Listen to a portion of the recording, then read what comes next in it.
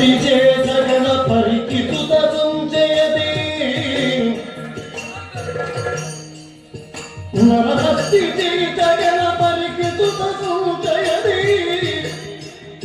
ಹರಿಯು ಕೆರಳುತ್ತ ಭುಕ್ರನಾಗಿ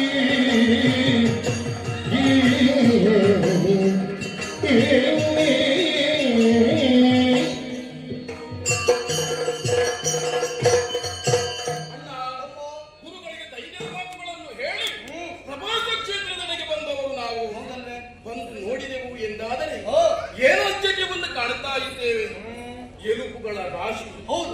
ಯಾವುದರ ಎಲುಬು ಎನ್ನುವ ಹಾಗೆ ದಿಟ್ಟಿಸಿ ನೋಡಿದೆವು ಎಂದಾದರೆ ಮಾನವರ ಎಲುಬುಗಳ ರಾಶಿ ತಲೆ ಕುರುಡೆಗಳು ಗೋಚರಿಸ್ತಾ ಉಂಟು. ಹಾಗಾದ್ರೆ ಇಲ್ಲಿ ಈ ರೀತಿಯಾಗಿ ಅಸ್ತವ್ಯಸ್ತವಾಗುವುದಕ್ಕೆ ಕಾರಣವೇನು? ಯಾರಲ್ಲಿ ಕೇಳುವುದು? ನಮ್ಮಲ್ಲಿ ನಾವೇ ತರ್ಕಿಸುವುದು ತರವಲ್ಲ. ಕಾಡುತ್ತಾ ಇದ್ದಾನೆ ವರುಣ, ಅವನನ್ನೇ ಮುಗಿಸುವ ಈ ಕಾಲಕ್ಕೆ. ಓಂ ನಮೋ ವರುಣ ದೇವಾಯ, ಓಂ ನಮೋ ವರುಣ ದೇವಾಯ, ಓಂ ನಮೋ ಭಕ್ತಿಯಿಂದ ನುತಿಸಿದೆ ಎಂದಾದರೆ ಪ್ರತ್ಯಕ್ಷನಾಗುವುದಿಲ್ಲ. ಇದಕ್ಕೆ ಸರಿಯಾದ ಶಾಸ್ತ್ರವನ್ನೇ ಮಾಡಬೇಕು. ವಾಹನವೊಂದನ್ನು ತೆಗೆದು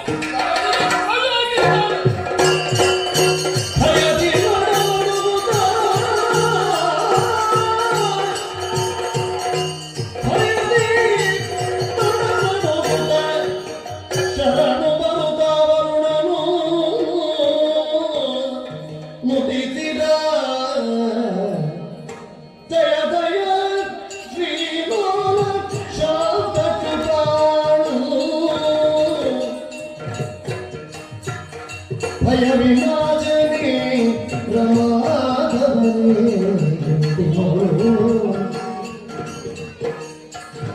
ದಯತೋರಿ ರಕ್ಷಿಸು ಕರುಣ ಸಾಗರನೇ. ಜಯ ಜಯ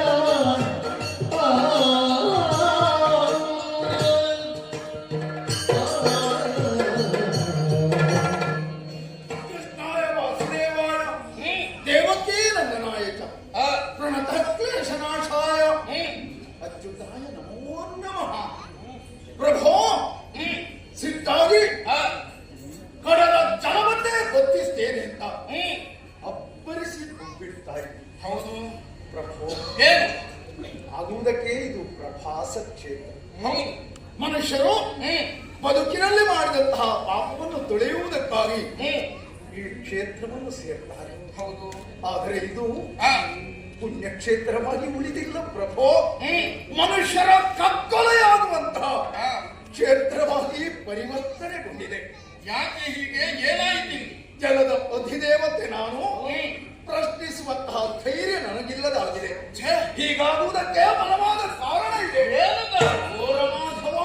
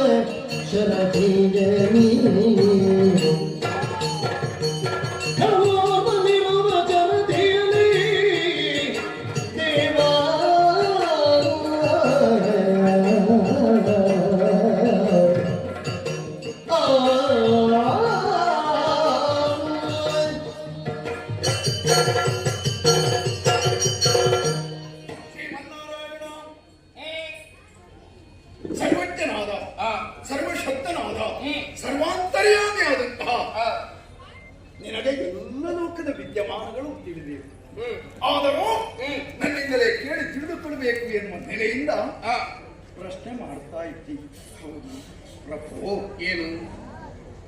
ಕಡಲ ತಡಿ ಎಲ್ಲಿ ಸೂರ್ಯನ ಅಸ್ತಮಾನವನ್ನು ಕಾಣುವುದಕ್ಕೂ ಅದನ್ನು ಈ ಮಳಲಲ್ಲಿ ವಿಹರಿಸುವುದಕ್ಕೂ ಸಾವಿರ ಸಾವಿರ ಸಂಖ್ಯೆಯಲ್ಲಿ ಜನ ಬರ್ತಾ ಇದ್ದಾರೆ. ಬಂದವರಂತೂ ಮತ್ತೆ ಹಿಂದೆ ಹೋಗುವ ಸ್ಥಿತಿಯಲ್ಲಿ ಅವರು ಪ್ರಾಣವನ್ನೇ ಕಳೆದುಕೊಳ್ತಾರೆ. ಹಾಗೆ ಅಂತ ಬದುಕು ಭಾರವಾಗಿ ಆತ್ಮಹತ್ಯೆ ಮಾಡಿಕೊಳ್ಳುವುದಕ್ಕೆ ಸಮುದ್ರಕ್ಕೆ ಜಿಗಿಯುವುದಿಲ್ಲ. ಸಮುದ್ರದ ತಡಿಗೆ ಬಂದಾಕ್ಷಣ ಸಮುದ್ರದ ಆಳದಲ್ಲಿ ನೆಲೆಯಾದಂತಹ ದುಷ್ಟ ದೈತ್ಯನೊಬ್ಬ ಹೊಂಚು ಹಾಕಿ ದಡವನ್ನು ಸೇರ್ತಾನೆ. ಬಂದವರ ಕಾಲಲ್ಲಿ ಹಿಡಿದು ಸೆಳೆದು ನೀರಿನ ಆಳಕ್ಕೆ ಎಳೆದುಕೊಂಡು ಹೋಗ್ತಾನೆ. ಅವರನ್ನೇ ತಿಂದು ಮುಗಿಸ್ತಾನೆ. ಪ್ರಭು, ಏನು ದುಷ್ಟ ದೈತ್ಯನ ಬಾಧೆಯನ್ನು ಬಹಳಷ್ಟು ಕಾಲದಿಂದ ಕಣ್ಣುಗಳಿಂದ ಕಾಣ್ತಾ ಇದ್ದೀನಿ ಹೊರತು ಅವರನ್ನು ವಿರೋಧಿಸುವಂತಹ ಶಕ್ತಿ ನನ್ನ ದೇಹಕ್ಕೆ ಇಲ್ಲದಾಗಿತ್ತು. ಪ್ರಭು, ನಿನ್ನ ಸನ್ನಿಧಾನಕ್ಕೆ ಬಂದು ಎಲ್ಲವನ್ನೂ ನಾನು ತಿಳಿ ಹೇಳಬೇಕಿತ್ತು. ಮತ್ತೆ ಬರುವುದಕ್ಕೆ ನನಗೆ ಸಮಯವೂ ಸಿಗಲಿಲ್ಲ. ಹಾಗೆ ಅಂತ ನೀನಾಗಿ ಬಂದೆಯಲ್ಲ, ಒಳ್ಳಿತಾಯಿತು ಪ್ರಭು. ನಿನ್ನಿಂದಲಾದರೂ ದುಷ್ಟ ದಮನವಾಗಿ ಲೋಕದಲ್ಲಿ ಧರ್ಮ ಶಾಶ್ವತವಾಗಿ ನೆಲೆಯಾಗ್ತದೆ ಎನ್ನುವಂತಹ ಪೂರ್ಣ ಭರವಸೆಯನ್ನು ಹೊಂದಿದ್ದೇನೆ. ಅವನು ಯಾರು ಗೊತ್ತೋ? ದುರ್ಲಭಾತನೆ ಪಂಥದನೆಂಬ ಮಾನವನು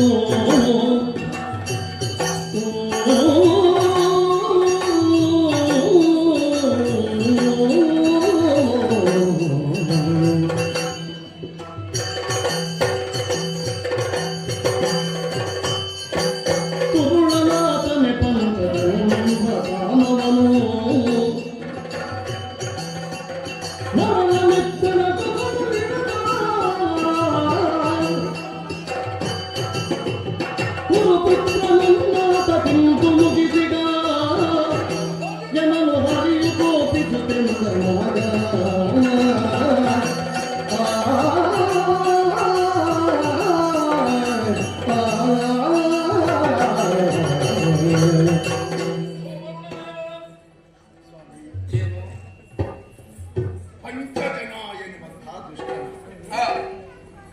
ಪ್ರಭು, ದಿಗ್ಪತಿಗಳಾದಂತಹ ನಮಗೂ ಕೂಡ ಅವನನ್ನು ಎದುರಿಸುವಂತಹ ಧೈರ್ಯ ಇಲ್ಲ. ಮೃತ್ಯುವನ್ನಾದರೂ ಆತ ಎದುರಿಸುವಂತಹ ಶಕ್ತಿಯನ್ನು ಹೊಂದಿದ್ದಾನೆ. ಸಮುದ್ರದಾಳದಲ್ಲಿ ಮನೆ ಮಾಡಿಕೊಂಡಿದ್ದಾನೆ. ಬರೇ ಜಲಚರ ಪ್ರಾಣಿಗಳನ್ನು ತಿಂದು ತನ್ನ ಹಸಿವೆಯನ್ನು ಇಂಗಿಸುವುದಕ್ಕೆ ಆತ ಮನ ಮಾಡುತ್ತಾ ಇಲ್ಲ. ಮತ್ತೆ ಅವನಿಗೆ ಬೇಕಾದುದೇ ಮನುಷ್ಯರ ಆಹಾರ, ಮನುಷ್ಯರ ದೇಹ. ಆದ ಕಾರಣವೇ ಆಗಾಗ ದಡ ಸೇರ್ತಾನೆ. ಬಹಳಷ್ಟು ಕಾಲಗಳಿಂದ ಈಚೆಗೆ ನಾನು ಕಣ್ಣುಗಳಿಂದ ಕಾಣ್ತಾ ಇದ್ದೇನೆ. ಓಹೋ, ಯಾವ ವರ್ಗದವರು ಆದೀತು, ಗಂಡು ಆದೀತು, ಹೆಣ್ಣು ಆದೀತು, ಬ್ರಾಹ್ಮಣನು, ಕ್ಷತ್ರಿಯನೋ, ವೈಶ್ಯನೋ, ಶೂದ್ರ, ಯಾವ ಜಾತಿಯವರೇ ಹೀಗೆ ಬರಲಿ ಅವರನ್ನೆಲ್ಲ ಹಿಡಿದು ಮುಕ್ಕುತ್ತಾ ಇದ್ದಾನೆ. ಪ್ರಭು, ಏನು ಕೈ ಮುಗಿದು ಪ್ರಾರ್ಥಿಸ್ತೇನೆ, ದುಷ್ಟನ ಹುಟ್ಟಡಗಿಸಬೇಕು. ಈ ಪ್ರಭಾಸ ಕ್ಷೇತ್ರಕ್ಕೆ ಬರುವಂತಹ ಭಕ್ತರ ಆಸೆ ಕೈಗೂಡುವುದಕ್ಕೆ ಪೂರ್ಣ ನೆರವನ್ನು ನೀಡಬೇಕು ಅಂತ ದೇವದೇವನಾದಂತಹ ನಿನ್ನ ಸನ್ನಿಧಾನದಲ್ಲಿ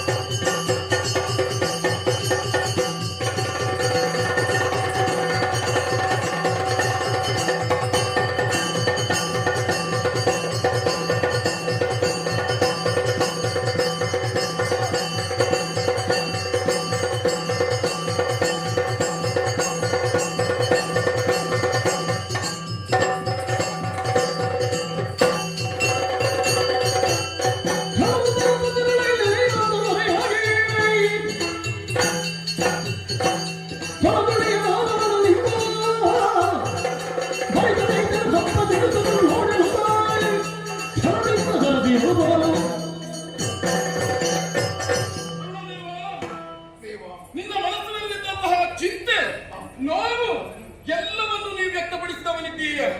ಆದ್ರೆ ನಾವು ಬಂದಂತಹ ಉದ್ದೇಶ ಒಂದು ಇದೆ. ಏನು ಸ್ವಾಮಿ? ನಮ್ಮ ಗುರುಗಳು, ಸಾಂದೀಪನಿ ಗುರುಗಳು, ಅವರ ಮಗ ಮಣಿಕರ್ಣನನ್ನು ಈ ನೀರು ನುಂಗಿದೆ ಎನ್ನುವಂತಹ ವರ್ತಮಾನ ಕೇಳಿಯೇ ಬಂದವರು. ಈಗ ಎಲ್ಲ ವಿಚಾರವನ್ನು ನಿನ್ನ ಮುಖೇನ ಅರ್ಥವಿಸಿಕೊಂಡೆ. ಬ್ರಾಹ್ಮಣ ಪುತ್ರ, ಹೌದು, ನಿಮ್ಮ ಗುರುಗಳ ಮಗ ಮಣಿಕರ್ಣ ಎನ್ನುವಂತಹ ಅದು ಇಲ್ಲಿಗೆ ಬಂದಿರಬೇಕು ಪ್ರಭು. ಬಂದಿದ್ದಾನಂತೆ. ಅವರನ್ನೇ ಈ ಪಂಚಜನನೇ ಹಿಡಿದು ನುಂಗಿರಬೇಕು. ಆ ವಿಚಾರವಾಗಿ ಚಿಂತಿಸಬೇಕಾದಂತಹ ಅಗತ್ಯವಿಲ್ಲ. ಇನ್ನು ಮುಂದೆ ಆ ದುಷ್ಟರಾದಂತಹ ಪಂಚಜನರನ್ನು ಕೊಂದು ನನಗೆ ಬಂದಂತಹ ಕಷ್ಟವನ್ನು ನಾನು ಪರಿಹರಿಸಿದ್ದೇನೆ. ಗುರುಗಳ ಕಷ್ಟವನ್ನು ಗುರುಗಳಿಗೆ ನೀಡಬೇಕಾದಂತಹ ಗುರುದಕ್ಷಿಣೆಯನ್ನು ನಾನು ತೆಗೆದುಕೊಂಡು ಹೋಗುತ್ತೇನೆ ಎನ್ನುವಂತಹ ಆತ್ಮವಿಶ್ವಾಸದಿಂದಲೇ ಬಂದವನು.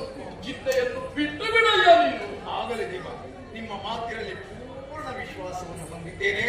ಏನು ಮಾಡ್ತೀರಿ ಎನ್ನುವುದನ್ನು ಇಲ್ಲಿ ನಿಂತು ಕಣ್ಬಿಟ್ಟು ನೋಡ್ತಾ ಇದ್ದೇನೆ. ಆದಿತು ಶುಭವಾಗಲಿ, ಶುಭವಾಗಲಿ, ಶುಭವಾಗಲಿ. ದೊಡ್ಡದ ಬಗ್ಗೆ ಆತ್ಮವಿಸಿಕೊಂಡೆ. ಪಂಚಜನ ಎನ್ನುವಂತಹ ದೈತ್ಯ ಮಣಿಕರ್ಣನನ್ನು ತಿಂದಿರಬಹುದು. ಹಾಗಾದ್ರೆ ಅವನನ್ನು ಎಬ್ಬಿಸಬೇಕು. ಅದಕ್ಕಾಗಿ ಒಂದು ಬಾಣವನ್ನು ಅದಕ್ಕೆ ಪ್ರಯೋಗಿಸಿದ್ದೇನೆ.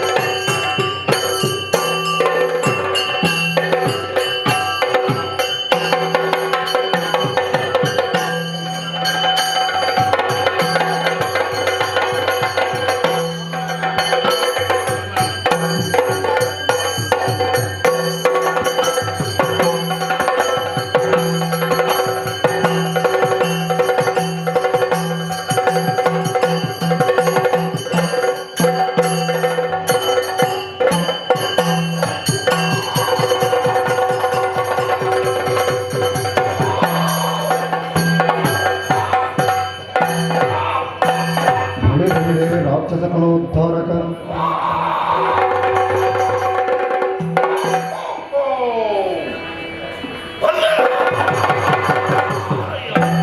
ಇರುವಂತಹ ಸ್ಥಳ ಪಂಚಕರ್ಮೆಂದು ಕೇಳ್ತೇವೆ. ದೊಡ್ಡ ಬಂಧಗಳಲ್ಲಿ ಎಲ್ಲರೂ ಆಲಿಸಬೇಕು.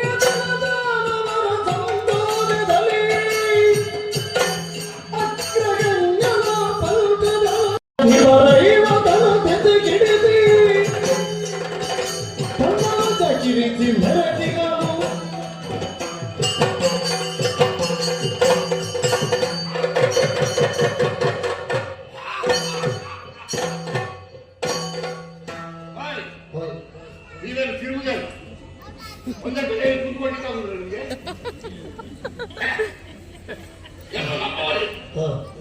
ಅವರ ಕೆಲಸದಲ್ಲಿ ತೊಡಗಿದ್ದಾರೆ. ತೊಡಗಬೇಕು, ತೊಡಗಬಾರದು ಅಂತ ಹೇಳುವುದಲ್ಲ. ಆದರೆ ಈ ಕುಶಸ್ಥಳಿಯಲ್ಲಿ ಓಲಗತ್ತಲಾಗಿದ್ದಂತಹ ಸಂದರ್ಭದಲ್ಲಿ ಸಭ್ಯರಾಗಿರಬೇಕೋ ಬೇಡವಾ? ಪಂಚಜನ ಸಾಮಾನ್ಯವಾಗುವುದಿಲ್ಲ. ಪಂಚಜನ ಪರಿಚಯ ಉಂಟು ನನ್ನದು. ಅಯ್ಯ ಆದಿದೈತ್ಯರ ಯಾರು ಒಂದು ನನಗೆ ಹಿರಣ್ಯಾಕ್ಷ ಹಿರಣ್ಯಕಾಕ್ಷಪ ಅಲ್ವೇ? ಹಿರಣ್ಯಕಶ್ಯಪನ ಮಗ ಪ್ರಹ್ಲಾದನಿಗೆ 5 ಜನ ಮಕ್ಕಳು. ಸಹಲ್ಲಾದ, ಅಹಲ್ಲಾದ, ಆಮೇಲೆ ಇನ್ನೂ 3. ಅದರಲ್ಲಿ ಸಹಲ್ಲಾದನ ಪುತ್ರನ ಪಂಚಜನ.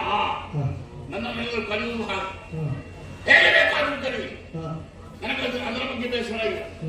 ಆದರೆ ಈ ಕುಶಸ್ಥಳಿಯಲ್ಲಿ ಏನು ನಮ್ಮ ಅಜ್ಜ ಇದ್ದದಿರಲಿ, ತ್ವರಿತ ಬರುವುದಿಲ್ವಾ? ಹಾಗಾದ್ರೆ ನಾನು ಈಗೇನು ನನಗೆ ಹೆಚ್ಚಿಗೆ ಬೇಕಿತ್ತು ಸಂಪಾದನೆ ಮಾಡುವುದಕ್ಕೆ ಈಗ ಬಂದಲ್ಲ, ಸ್ವಾಗತ ಮಾಡಿಕೊಂಡೆ, ಒಳ್ಳೆಯವಾಗಿ ನಡೀತಾ ಇದ್ದೆ. ಮತ್ತೆ ನನ್ನ ಅಜ್ಜ ಇದ್ದಾರಲ್ಲ, ಸಾಮಾನ್ಯರಲ್ಲ ಅವರು ಚಿನ್ಮಯನ ಭಕ್ತ, ಹೌದಾ? ಭಾಗವತೋತ್ತಮ ಎಂಬ ಹೆಸರನ್ನು ಪಡೆದಿದ್ದಾರೆ. ಯಾರು ಚಿನ್ಮಯನ ಭಕ್ತ? ಯಾರು? ಪ್ರಹ್ಲಾದ. ಗೊತ್ತಾಗಲ್ಲ, ದೊಡ್ಡಲ್ಲ, ಸಿಜ್ಜಲ್ಲ, ಸಿಜ್ಜಲ್ಲ, ಹಿರಣ್ಯಕಶ್ಯಪ. ಹಿರಣ್ಯಕಶ್ಯಪ ಚಿನ್ಮಯನ ನೋಡಿದ್ರೆ ಹೌದಾ? ನೋಡಿದ್ರೆ ಆಗುದಿಲ್ಲ, ಸಣ್ಣದು ಕಾಣ್ತಾರೆ, ದೊಡ್ಡದು ಕಾಣ್ತಾರೆ, ಅದು ನನಗೆ ಗೊತ್ತಿಲ್ಲ. ಆ ಸಣ್ಣ ಪುಟ್ಟವಾರಿಯಾಗುತ್ತಾ ಚಿನ್ಮಯರು ಯಾವಾಗಲೂ ನನ್ನಂತ ಬದುಕ್ತಾರಂತಾದ್ರೆ ಅವರ ಯೋಗ್ಯತೆಯನ್ನು ನೀವೇ ಅಳತೆ ಮಾಡಿ. 14 ಲೋಕದಲ್ಲಿ ಪ್ರಹ್ಲಾದ ಎಂಬ ವಿಷಯವನ್ನು ಎಲ್ಲರೂ ಮನವರಿಕೆ ಮಾಡಿಕೊಂಡು ದಿನನಿತ್ಯಲೂ ನನ್ನ ಅಜ್ಜನ ಹಾಗೆ ಬದುಕುವುದಕ್ಕೆ ಪ್ರಯತ್ನ ಪಟ್ಟಿದ್ದಾರೆ. ಆದ್ರೆ ನಾವೇನು ಬೇರೆ ಏನು ಕಾರಣ ಉಂಟು. ಅಜ್ಜರಾಗಿ ಭಜನೆ ಮಾಡುವುದಕ್ಕೆ ಕೂತರು ನನಗೆ ತಿನ್ನುವುದಕ್ಕೆ ಮಂಡ ಅಲ್ವಾ? ಅದಕ್ಕೆ ಅದಕ್ಕೆ ಬೇರೆ ಯಾರ ಸಹವಾಸವು ಬೇಡಪ್ಪ. ಈ ಗೃಹಸ್ಥಳಿಯಲ್ಲಿ ಬಂದು ನೆಲೆಸಿದ್ದೆ. ನಮ್ಮವರು ಕೆಲವರಿದ್ದಾರೆ, ಅವರನ್ನೆಲ್ಲ ಸಂತೋಷದಿಂದ ಕಾಯ್ತಾ ಇದ್ದೆ. ಆದ್ರೆ ಅಯ್ಯ ನನಗುಂಟಲ್ಲ, ಕೂತಲ್ಲಿ ಕೂತ್ಕೊಳ್ಳುವುದಕ್ಕಾಗುವುದು. ಹೌದಾ? ಯಾಕೆಂತ ಕೇಳಿದ್ರೆ ನನಗೇನಾದ್ರು ತಿಂತಾ ಇರ್ಬೇಕು ಅಂತಾದ್ರೆ ನಾನು ತಿರುಗಾಟ ಮಾಡ್ತಾ ಇರ್ಬೇಕು. ತಿರುಗಾಟ ಮಾಡ್ತಾ ಇರ್ಬೇಕು ಅಂತಾದ್ರೆ ನನಗೆ ಏನು ತಿನ್ನುವುದಕ್ಕೆ ಬೇಕು ಗೊತ್ತಾ?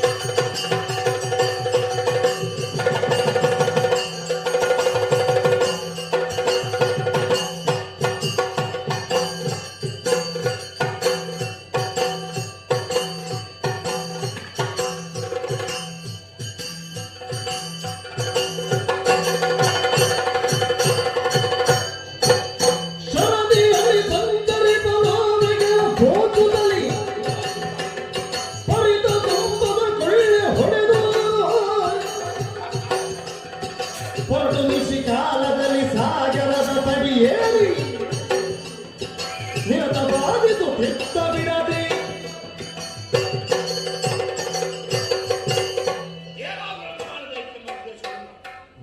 ಕುಶಸ್ಥಳಿಯನ್ನು ಬಿಟ್ಟೆ ಸಮುದ್ರವನ್ನು ಸೇರಿದೆ. ಸಮುದ್ರದಲ್ಲಿ ಕೆಲಸ ಏನು?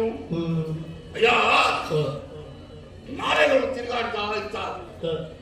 ಸಂಪತ್ಭರಿತವಾದಂತಹ ನಾವೆಗಳು ಅವರನ್ನೆಲ್ಲ ಹಿಡಿದು ಅವರಿಗಿದ್ದಂತಹ ವಸ್ತುಗಳನ್ನು ನಾನು ನೋಡುವುದು. ಅವರಲ್ಲಿ ಎಷ್ಟು ಬಂಗಾರವಿದೆ, ಎಷ್ಟು ಹಣವಿದೆ, ಎಲ್ಲವನ್ನು ದೋಚಿ ನನ್ನ ಬುಕ್ಕಸವನ್ನು ತುಂಬಿಸುವುದು. ಅದು ಮಾತ್ರವಲ್ಲ, ಹಸಿವಾದಾಗ ಇಲ್ಲಿ ಜಲಚರಗಳ ಮಾಂಸವನ್ನು ತಿಂದು ಬದುಕುತ್ತಾ ಇದ್ದವನ ಹಾಗೆ ಒಂದು ದಿನ ಯೋಚನೆ ಮಾಡುವಾಗ ಈ ಜಲಚರ ಪ್ರಾಣಿಯ ಮಾಂಸ ಅಷ್ಟು ರುಚಿ ಇಲ್ಲ, ಉಪ್ಪು ಇಲ್ಲ, ಹುಳು ಇಲ್ಲ. ಉಪ್ಪು ಹುಳಿ ಇಲ್ಲದಂತಹ ಮಾಂಸ ಯಾವ ಕರ್ಮಕ್ಕೆ ತಿನ್ನುವುದು? ಉಪ್ಪು ಹುಳಿ ಬೇಕಂತಾದ್ರೆ ಸರಿಯಾದ ಮಾಂಸವನ್ನೇ ತಿನ್ನಬೇಕು ಎಂಬ ಉದ್ದೇಶವನ್ನು ಇರಿಸಿಕೊಂಡಂತಹ ನಾನು ಏನು ಮಾಡಿದ್ದು ಗೊತ್ತಾ? ಪ್ರವಾಸ ಕ್ಷೇತ್ರಕ್ಕೆ ಹೋದೆ. ಪುಣ್ಯಕ್ಷೇತ್ರವಂತೆ ಪ್ರವಾಸ ಕ್ಷೇತ್ರ. ಅಲ್ಲಿ ಸ್ನಾನ ಮಾಡುವುದಕ್ಕಾಗಿ ಅದೆಷ್ಟೋ ಭಕ್ತರು ಬರ್ತಾರೆ. ಆಮೇಲೆ ದೇವರನ್ನು ಅರ್ಪಿಸವರಾದ ಮನೆಗೆ ಸೇರ್ತಾರೆ. ಆದರೆ ನೀರಿನಲ್ಲಿ ಉಳಿದ ಅಕ್ಷರ ನಮ್ಮವರಿಗೆ ನಾನು ಅಪ್ಪಣೆ ಕೊಡು. ಹಿಡಿದು ತನ್ನಿ, ಮಾನವರನ್ನು ಹಿಡಿದು ತನ್ನಿ, ಅವರ ಮಾಂಸವನ್ನು ಸಿಗೇರಿ, ಹಾಗೆ ಬೇಕಾದ ಖಾದ್ಯವನ್ನು ರಚಿಸಿ. ಹಾಗೆ ನಮ್ಮವರು ಮಾಡ್ತಾ ಇದ್ರು. ಒಬ್ಬೊಬ್ಬರ ತಲೆಯನ್ನು ಕಡಿದು ರುಂಡಮುಂಡವನ್ನು ಬೇರ್ಪಡಿಸಿ ಮಾಂಸವನ್ನು ಖಂಡವನ್ನು ಸಿಗಿರು ಚೆನ್ನಾಗಿ ಬೇಯಿಸಿ ಸರಿಯಾದ ರೀತಿಯಲ್ಲಿ ಖಾದ್ಯವನ್ನು ರಚಿಸಿ ನನಗೆ ಕೊಡ್ತಾ ಇದ್ರು. ಅಯ್ಯ, ನೆಮ್ಮದಿಯ ಬದುಕುಂಟ ಇಲ್ವಾ?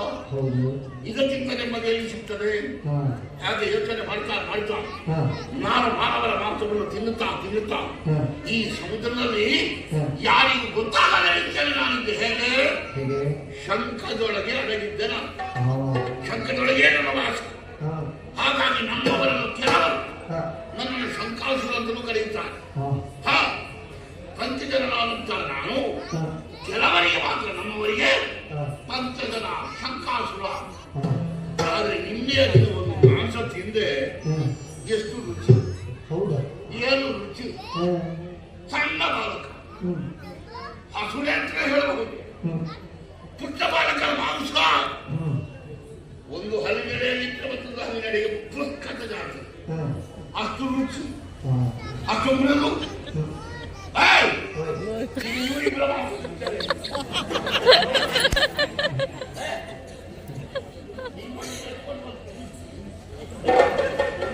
ಪಾಪ ಇದ್ದಾರೆ ಜೀವೆಲ್ಲ ಪಾಪ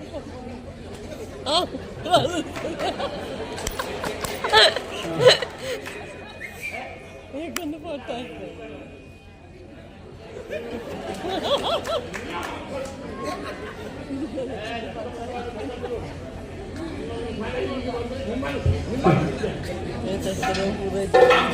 ಮಾತ್ರವಾ ನೆಮ್ಮದಿ ಬದುಕನ್ನು ಕಂಡೆ ಸಾಕಾಗಲಿಲ್ಲ. ಹಾಗೆ ನಾನು ಶಂಕದೊಳಗಡೆ ಇರುವಂತಹ ಸಂದರ್ಭದಲ್ಲಿ ಊಟ ಹೇಳಿದ್ದೇನೆ ಗೊತ್ತಾ?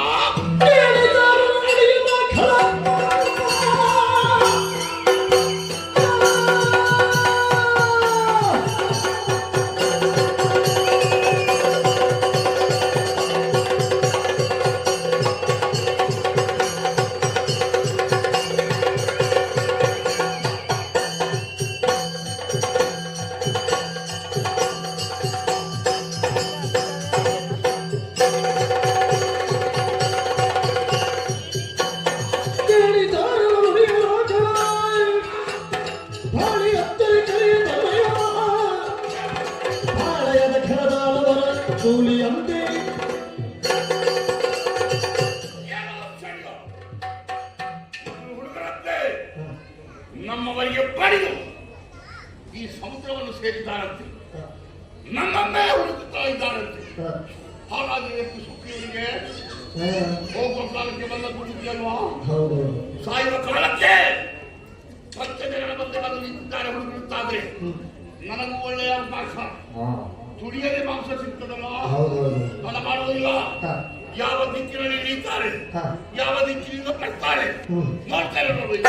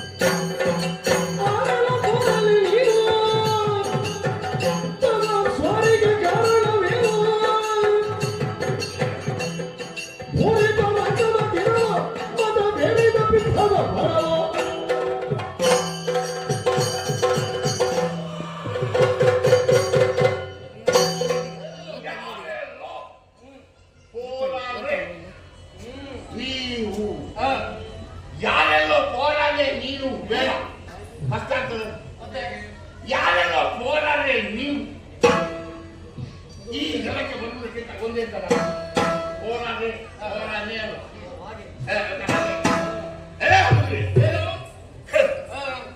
ಆಯುಷ್ ಮುಗಿದಿದೆ. ಇಲ್ಲದಿದ್ರೆ ಈ ನೀರಿಗೆ ನೀವು ಹಾಡ್ತೀರೇನೋ, ನನ್ನ ಒಂದು ಬದಲು ತಿರುತ್ತೀರೇನೋ. ಹುಡುಗರೇ, ಏನು ಯಾರು ನೀವು, ಎಲ್ಲಿಂದ ಬಂದ್ರಿ, ಯಾಕಾಗಿ ಬಂದ್ರಿ, ನನ್ನ ಮುಂದೆ ನಿಲ್ಲುವುದಕ್ಕೆ ಕಾರಣ ಏನು, ನನ್ನಿಂದ ನಿಮಗೆ ಏನಾದ್ರು ಬೇಕಾ ಹೇಳಿ ನೋಡುವ.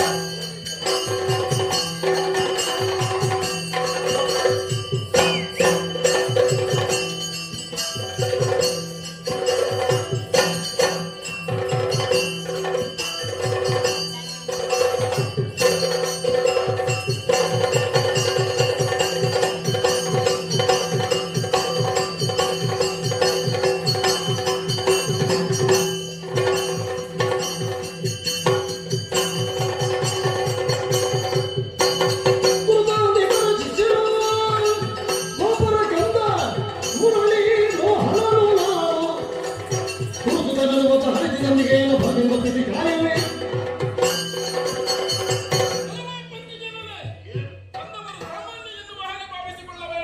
ಮತ್ತೆ ದುಡ್ಕೊಂಡೇ ನೀವು ಮತ್ತೆ ವಸುದೇವ ದೇವಕಿಯರ ಮಕ್ಕಳು ನಾವು. ನೀವು ವಸುದೇವ ದೇವಕಿಯರ ಮಕ್ಕಳು. ನಾನು ಪ್ರಹ್ಲಾದ ಕುಮಾರನ ಮಗ.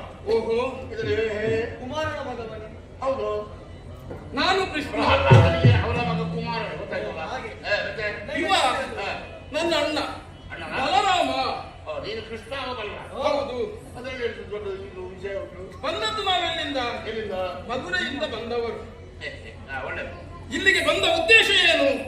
ವಿದ್ಯೆಯನ್ನು ಕಲಿತಂತಹ ಗುರುಗಳಿಗೆ ಗುರುದಕ್ಷಿಣೆಯನ್ನು ನೀಡಬೇಕು ಎನ್ನುವಂತಹ ಉದ್ದೇಶದಿಂದ ಗುರುಗಳಲ್ಲಿ ಕೇಳಿಕೊಂಡಾಗ ಗುರುಗಳು ಹೇಳಿದಂತಹ ವಿಚಾರ, ನನ್ನ ಮಗನನ್ನು ಮುಟ್ಟಬೇಕು ಅಂತ ಹೇಳಿದ್ರ? ಅಲ್ಲಪ್ಪ, ಸಮುದ್ರದಲ್ಲಿ ಮುತ್ತು ಬೇಕಾದಷ್ಟು ಸಿಗ್ತದೆ. ಎಷ್ಟು ಬೇಕು ನಿಮಗೆ? ಮುತ್ತು ಸಿಗುತ್ತದೆ, ಹೌದು. ಹಾಗೆಂದು ನಾವು ಹುಡುಕಿಕೊಂಡು ಬಂದಂತಹ ಮುತ್ತು ಯಾವುದು? ಈ ಸಮುದ್ರದಲ್ಲಿ ಸಿಗುವುದಕ್ಕೆ ಸಾಧ್ಯವಿಲ್ಲ. ಅದಿಲ್ಲಿಗೆ ಬಂದಿದ್ದಿದ್ರೆ ಸಿಗಲೇಬೇಕದು. ಗುರುಗಳ ಮಗ, ಅವನನ್ನು ಹುಡುಕಿಕೊಂಡು ಬಂದವರು ನಾವು. ಗುರುಗಳ? ಹೌದು. ಮಣಿಕರ್ಣ ಎನ್ನುವವನು ತಿಂದಿದ್ದೆ ಎನ್ನುವಂತಹ ವರ್ತಮಾನವನ್ನು ಕೇಳಿಯೇ ಬಂದವರು ನಾವು. ಹಾಗಾದ ಕಾರಣ ಒಳ್ಳೆಯ ಮಾತಿನಿಂದ ಆತನನ್ನು ಬಿಟ್ಟು ಕೊಟ್ಟರೆ ಒಳ್ಳೆಯದು. ಇಲ್ಲದಿದ್ರೆ ಪರಿಣಾಮ ಕೆಟ್ಟದಾದಿತ್ತು. ಏನು ಏನಾಯ್ತು? ಹೌದು ಅಲ್ವಾ? ನಾನು ತಿಂದಾದ್ರೆ ಬಾಕಿ ಮಕ್ಕಳೆಲ್ಲ ನಾನು ಬಿಡ್ತೇನೆ. ಬಿಡುವುದಿಲ್ವಾ?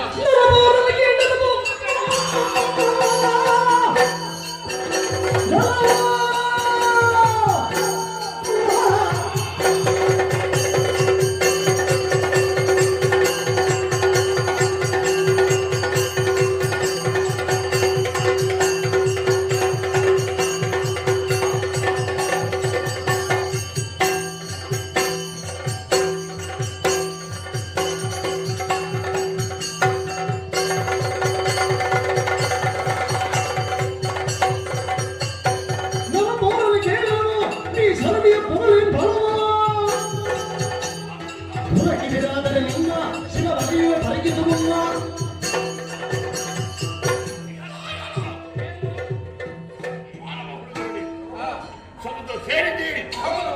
ಇಷ್ಟವರೆಗೆ ಬದುಕಿದ್ದೇ ಅದು ಹೆಚ್ಚು. ಆದರೆ ನಾನೊಂದು ಮಾತು ಹೇಳ್ತೇನೆ, ಮಕ್ಕಳನ್ನು ತಿಂದಿದ್ದೇನೆ.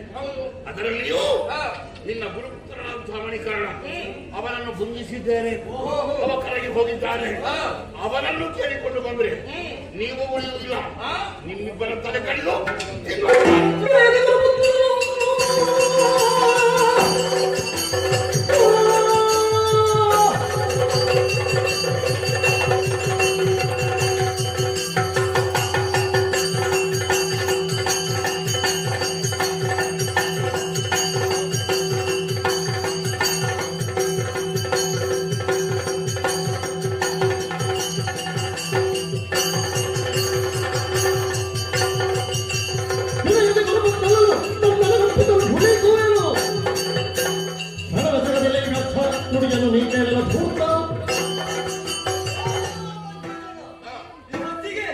ತೀರ್ಥಕ್ಷೇತ್ರಕ್ಕೆ ಯಾರೆಲ್ಲ ಬರ್ತಾರೆ ಅವರನ್ನೆಲ್ಲ ನೋಡಿ ತಿಂದು ತಿಂದು ಆದದ್ದು ನೋಡು. ಎಲ್ಲಿ ತೀರ್ಥಕ್ಷೇತ್ರ? ಪ್ರವಾಸ ಕ್ಷೇತ್ರ, ಬರ್ತಾರಲ್ವಾ? ಪುಣ್ಯಕ್ಷೇತ್ರ. ಹೌದಲ್ವಾ? ಅಲ್ಲಿ ಸ್ನಾನ ಮಾಡಲಿಕ್ಕೆ ಮಾತ್ರ ಬರುವುದು. ನೀನೇನು ಮಾಡ್ತಿ?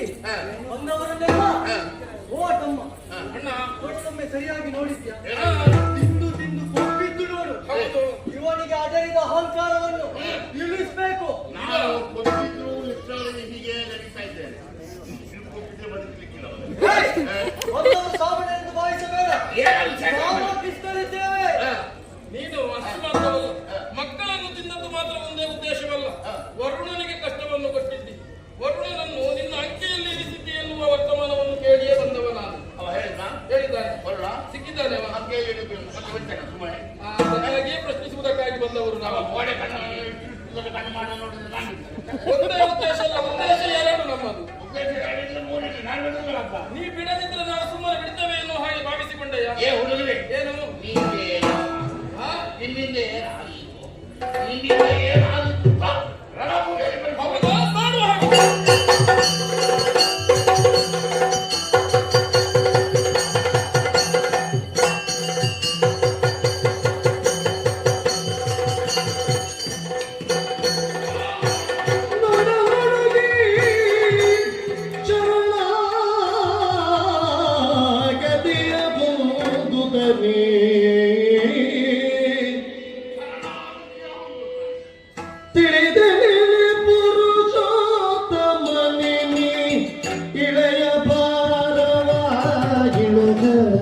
ಬಂದಿಗೆ ತಿಳಿದೆ ಮೇಲೆ ಪುರುಷೋತ್ತಮನೆ ನೀ ಎಳೆಯ ಭಾರವ ನಿಡುವ ಬಂದಿಗೆ ಛಲವ ದೊರೆಯಲು ತೋರ ಪರಗತಿ ನಳಿನಲೀತ ಛಲವ ತೊರೆದಲು ತೋರು ಪರಗತಿ ನಳಿನ ಶರಣು ಶರಣು ಜಯ ಜಯ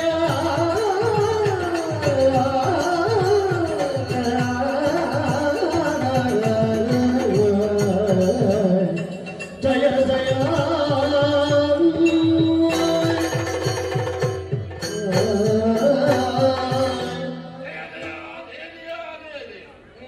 ಓ ಪುರುಷೋತ್ತಮ, ಓ ಲೋಕರಕ್ಷಕನೇ, ಕ್ಷೀರ ಸಾಗರವಾಸನೆ, ಲಕ್ಷ್ಮೀರವನೇ, ಜೊತೆಗೆ ಆದಿಶೇಷನನ್ನು ಕರ್ಕೊಂಡು ಬಂದಿದ್ದೆ. ಹೌದು ಭಗವಂತ, ಏನು ಈಗ ತಿಳಿತು ನೀನು ಯಾರು.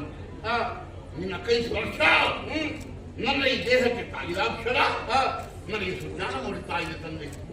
ಸ್ವಾಮಿ, ಏನು ಇಳೆಯ ಭಾರವನ್ನು ಇಳಿಸುವುದಕ್ಕಾಗಿ, ಈ ಭೂಮಿಯಲ್ಲಿ ಸಂತೋಷವನ್ನು ಉಂಟು ಮಾಡುವುದಕ್ಕಾಗಿ ಧರೆಗೆ ಇಳಿದು ಬಂದವನೇ 8ನೇ ಅವತಾರವಾಗಿ ಕೃಷ್ಣ ಎಂಬ ವಿಧಾನದಿಂದ ಭೂಮಿಗೆ ಇಳಿದು ಬಂದೆ.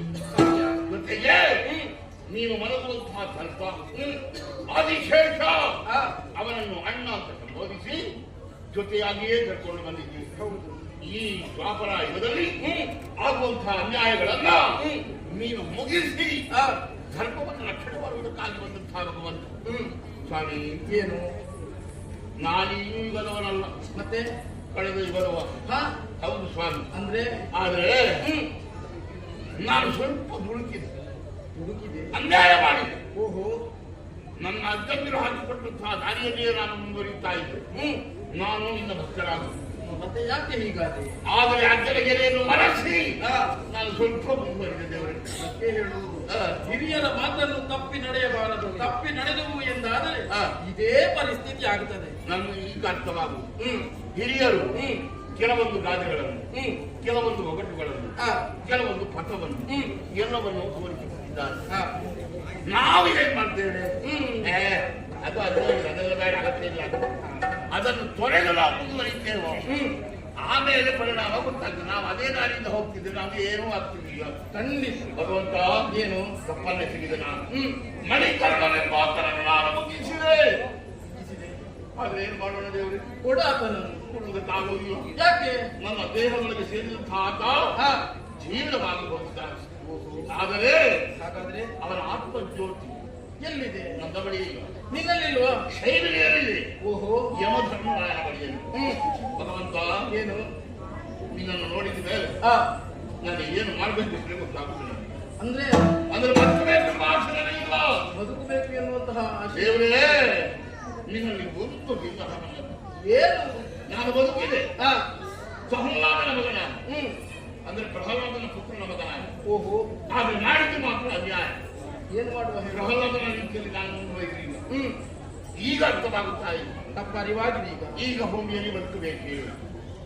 ಯಾಕೆ ಬೇಡ? ನಿನ್ನನ್ನು ಕಂಡ ಮೇಲೆ ಭೂಮಿಯ ಹೊತ್ತು ಸಾಕಾಗಿ ಹೋಗಿದೆ. ಹಾಗಾದ್ರೆ ಇನ್ನು ಮುಂದೆ ದಿನ ಮನೆಗೆ ಹೋಗುದು, ದಿನ ಬರುವುದು, ಏನು ಮಾಡುವ ಹೇಳು? ಕೆಲವೊಂದು ಸಂದರ್ಭದಲ್ಲಿ ನಾವು ಮಾಡಬೇಕಾದ ಕರ್ತವ್ಯವನ್ನು ಮಾಡಲೇಬೇಕಾಗ್ತದೆ. ಮಾಡದಿದ್ರೆ ದೇವರೇ, ಏನು ಅಲ್ಲಿ ನಮಗೆ ಕಿರುಕುಳವಾದ್ರು, ಇಲ್ಲಿ ಸ್ವಲ್ಪ ಸಂತೋಷ ಸಿಗ್ತದೆ. ಓಡೋಡಿಕೊಂಡು ಬಂದಿದ್ದೇವೆ. ಓಹೋ, ಹಾಗಾಗಿ ಪ್ರವಾಸ ಕ್ಷೇತ್ರದಲ್ಲಿ ಇಂಥದ್ದೆಲ್ಲ ಆಗಲಾಗ್ತಾ ಇತ್ತು. ಒಳ್ಳೆಯ ದೇವರೇ, ಏನು ನಿಮ್ಮಲ್ಲಿ ಒಂದು ಕೇಳಿ, ಏನು ಅಳಬೇಕು ಅಂತಿಲ್ಲ. ಅಳು ಭಕ್ತರನ್ನು ಉದ್ಧರಿಸುವುದೇ ನಮ್ಮ ಧರ್ಮ. ಭಕ್ತಿ ಹೆಚ್ಚಾಗಿ ನೀನು ಈ ರೀತಿಯಾಗಿ ಅಳುವುದಕ್ಕೆ ಮುಂದಾದೆ ಎಂದಾದರೆ ನಾನೇ ಅಳಿಗೊಂಡೇ ಇಲ್ಲ. ಕಣ್ಣೀರು ಸುರಿಸ್ತಾ ಇದ್ದೀವಿ. ಕಣ್ಣೀರಲ್ಲದೆ ಮತ್ತೆ ಈ ಭೂಮಿಯಲ್ಲಿ ನಾನು ಇಷ್ಟವರೆಗೆ ಬದುಕಿದ್ದಲ್ವಾ, ಬದುಕಿದ್ದೆ ಅಂತ ಗೊತ್ತಾಗಬೇಕು ಅಂತಾದ್ರೆ ನಿನ್ನ ಅನುಗ್ರಹ ಬೇಕೋ ಬೇಡವಾ? ಹಾಗಾಗಿ ನಿನ್ನಲ್ಲಿ ಕೇಳುವುದು ನಾನು, ಏನು ಪಂಚಜನ ಈ ಭೂಮಿಯಲ್ಲಿ ಬದುಕಿದ್ದ, ಹಾಗಾದ್ರೆ ಅವರಿಗೆ ಏನು ಏನು ನೀನೇ ಅವನ ಪ್ರಸಾದ ಕೊಡಬೇಕು ಆ, ಆಮೇಲೆ ನಮ್ಮದೊಂದು ಹೆಸರಲ್ಲಿ ಒಂದು ಸಂಘ ಆದ್ರೆ ಅದಕ್ಕಿಂತ ಒಳ್ಳೆಯದು ಬರ್ತೇನೆ ಒಳ್ಳೆಯದೇ ನೀನೇ ಅನುಗ್ರಹ ಮಾಡ್ಬೇಕು, ನಾನೇ ಅನುಗ್ರಹಿಸ್ತೇನೆ. ಹಾಗಾದ್ರೆ ಇನ್ನು ಮುಂದೆ ಈ ಪ್ರಪಂಚದಲ್ಲಿ ಬದುಕುವಂತಹ ಆಶೆ ನಿನಗಿಲ್ಲ. ಆದ್ರೆ ನಿನ್ನ ಹೆಸರು ಎನ್ನುವುದು ಶಾಶ್ವತವಾಗಿ ಉಳಿಯಬೇಕು ಎನ್ನುವುದೇ ನಿನ್ನ ಇಚ್ಛೆ ಅಲ್ವೇ? ಹೌದು ದೇವರು. ಒಳ್ಳೆಯದೇ ಆಯಿತು. ನಿನ್ನನ್ನು ಈ ಸಂದರ್ಭದಲ್ಲಿ ಕೊಲ್ತೇನೆ. ಕೊಲ್ಲುವುದು ಮಾತ್ರವಲ್ಲ, ನಿನ್ನ ಎಲುಬುಗಳಿಂದ ಶಂಖವೊಂದನ್ನು ನಿರ್ಮಿಸ್ತೇನೆ. ಹೌದಾ? ಖಂಡಿತ ಬೇಕಾಗ್ತದೆ. ನಿನ್ನನ್ನು ಉಳಿಸುವುದಕ್ಕಾಗಿ ಕೆಲಸ ಬರ್ತದೆ. ಕೆಲಸ ಮಾಡಬೇಕಾಗ್ತದೆ. ಹೇಗಾದ್ರೂ ನೀನೊಂದು ಈ ಪ್ರಪಂಚದಲ್ಲಿ ಇದ್ದೀ ಎನ್ನುವಂತಹ ಮೋಕ್ಷ ಬೇಕು ಎನ್ನುವ ಹಾಗೆ ನೀನು ಹೇಳ್ತಾ ಇದ್ದೀ. ಅದಕ್ಕಾಗಿ ನಿನ್ನನ್ನು ಮೋಕ್ಷ ಕೊಡುವ ಮುಖೇನ ನಿನ್ನ ಎಲುಬುಗಳಿಂದ ಶಂಖವೊಂದನ್ನು ನಿರ್ಮಿಸ್ತೇನೆ. ಆ ಶಂಖಕ್ಕೆ ಪಂಚಜನ್ಯ ಎನ್ನುವಂತಹ ಹೆಸರನ್ನು ಇರಿಸ್ತೇನೆ. ಹೆಸರನ್ನು ಇರಿಸುವುದು ಮಾತ್ರವಲ್ಲ, ಆ ಶಂಖವನ್ನು ನನ್ನಲ್ಲೇ ನಾನು ಇರಿಸಿಕೊಳ್ಳುತ್ತೇನೆ. ಇರಿಸಿಕೊಳ್ಳುವುದರ ಮುಖೇನ ಅದನ್ನು ನಾನು ಮೊಳಗಿಸಿದೆ ಎಂದಾದರೆ ನಮ್ಮ ಪಕ್ಷದವರು ಎಚ್ಚೆತ್ತುಕೊಳ್ಳಬೇಕು. ವಿರೋಧ ಪಕ್ಷದವರ ಎದೆ ಎನ್ನುವುದು ಪಟ ಪಟ ನಡುಗಿ ಹೆದರಿ ಅಲ್ಲೇ ಸಾಯಬೇಕು. ನನ್ನ ಎಲುಬಿನ ನಿರ್ಮಾಣವಾದಂತಹ ಶಂಕ, ಆ ಶಂಕ ಧ್ವನಿಗೆ ವೈರಿಗಳು ಎದೆ ಒಡೆದು ಸಾಯಬೇಕು. ಆಮೇಲೆ ನಮ್ಮ ಹಿತವಂತರು ಎದ್ದು ಉತ್ತರಾಗಿ ನಿಲ್ಲಬೇಕು. ಹಾಗಾದ್ರೆ ಇದು ನಿನಗೆ ಮೋಕ್ಷವನ್ನು ಕೊಡಿಸ್ತೇನೆ. ಇದು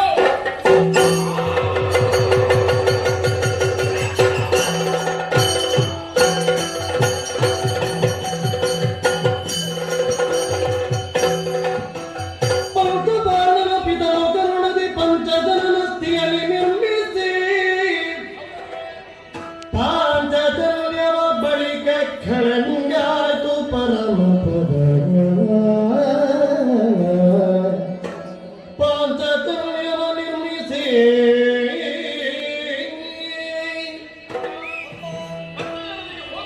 ಕೊಟ್ಟು ಪಂಚಜನ್ಯ ಎನ್ನುವಂತಹ ಶಂಖವನ್ನು ನಿರ್ಮಿಸಿದ್ದೇನೆ.